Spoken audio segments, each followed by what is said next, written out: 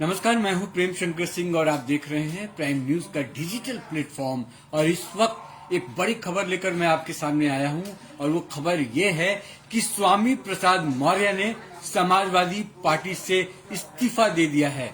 उन्होंने एमएलसी पद से भी इस्तीफा दिया है। माना यह जा रहा था कि वो जल्द ही पार्टी का अपना ऐलान करने वाले हैं, जो कि पार्टी वो बना चुके हैं, उसका औपचारिक ऐलान होना बाकी है। उससे पहले ही उन्होंने समाजवादी पार्टी से इस्तीफा दे दिया है। यानी कि अब जो रास्ता है वो साफ हो गया है कि अब जल्दी ही स्वामी प्रसाद मौर्य अपनी पार्टी बना लेंगे।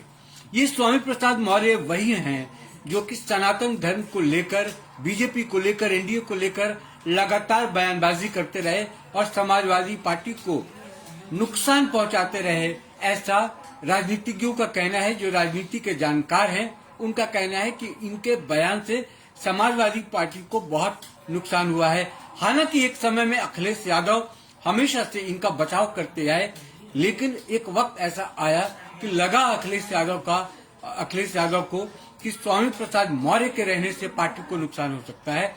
और स्वामी प्रसाद मौर्य जब पार्टी उन्होंने छोड़ी तो उन्होंने कई बातें और कई आरोप उन्होंने अखिलेश यादव पर भी लगाए कि वो सिर्फ अपने बारे में सोचते हैं, अपने भलाई के बारे में सोचते हैं, दूसरों के बारे में वो नहीं सोचते हैं। चुनाव नजदीक है, राज्यसभा का चुनाव भी है और समाजवादी पार्टी जो 3 सीटों पर अपने उम्मीदवारों को खड़ा की है वहां पर उत्तर प्रदेश से राज्यसभा के लिए, वहां भी ये माना जा रहा है कि 2 सीटें ही जीत पाएंगी।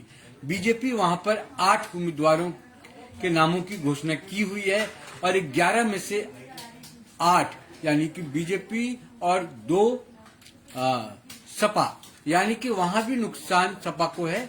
और एमएलसी पद से अब इस्तीफा दे देने के बाद वहां का गणित भी थोड़ा इधर उधर होने वाला है।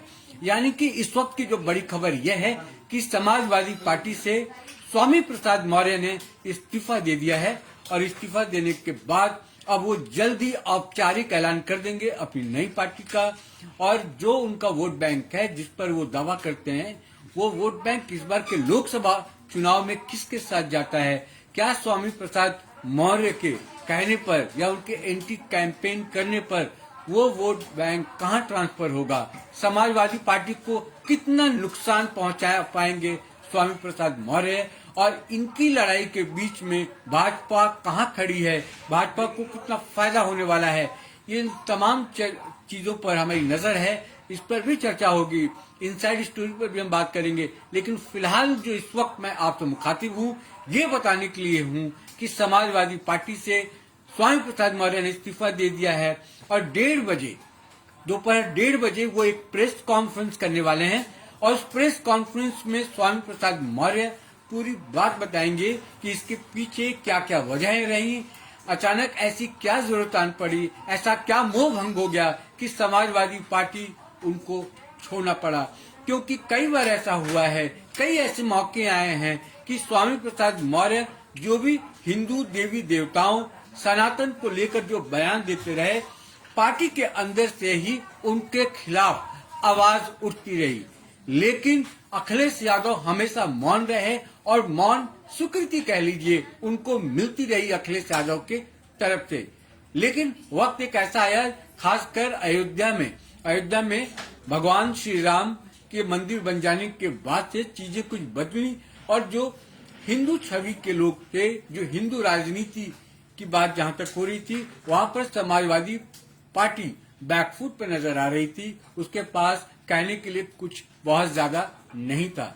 अखिलेश यादव इटावा में एक मंदिर का शिलान्यास भी किया। आप सोचिए किस तरीके से चीजें बदली हैं, देश की राजनीति बदली है और अखिलेश यादव किस तरह से उसको मेकओवर कर रहे हैं, यानी कि उसको मेकअप कर रहे हैं कि अपनी बात वो किस तरह से लोगों तक पहुंचाए और अपनी पैठ बनाए। जो उनकी छवि बनाई जा रही थी एंटी हिंदू की, वो एंटी हिंदू वाली छवि से बाहर निकलने की कोशिश है अखिलेश यादव की, जो कि उन्होंने इटावा में एक मंदिर के शिलान्यास करके बताया है। यानी कि ना आप इधर के रहे ना आप उधर के रहे, मुस्लिमों को लगता है कि अब जो सपा जिस पार्टी के लिए जानी जाती थी, जिसके लिए अखिलेश यादव राजनीति करते थे, उससे लगता है वो दूर भाग रहे हैं। अब वो कैसे कन्विंस कर पाएंगे, इन तमाम चीजों पर नजर रहेगी।